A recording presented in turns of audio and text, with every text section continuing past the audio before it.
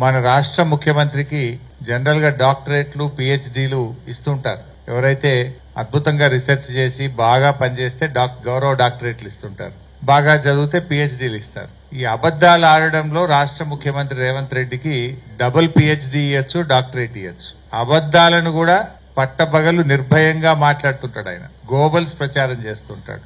సరే, ఒకసారి ఒకరిని మోసం చేయొచ్చు గాని ఎప్పుడూ అందరినీ మోసం చేయలేవు అనే విషయాన్ని ఆయన గుర్తుపెట్టుకోవాలి. కర్ణాటకలో 5 గ్యారంటీలని, తెలంగాణలో 6 గ్యారంటీలని ప్రజలను మభ్యపెట్టారు. 100 రోజుల్లో అమలు చేస్తామని బాండ్ పేపర్ల మీద ఇచ్చి ప్రజల్ని మోసం చేశారు.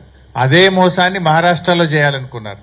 మహారాష్ట్రకు పోయి అక్కడ కూడా 5 గ్యారంటీలు అని చెప్పారు. కానీ మహారాష్ట్రకు తెలంగాణకు బాగా అవినాభావ సంబంధం ఉంటుంది. మన బార్డర్ దాదాపు 1000 కిలోమీటర్ల బార్డర్. తెలంగాణకు మహారాష్ట్రకు 1000 కిలోమీటర్ల బార్డర్ ఉంటుంది ఆల్మోస్ట్. అంతేకాకుండా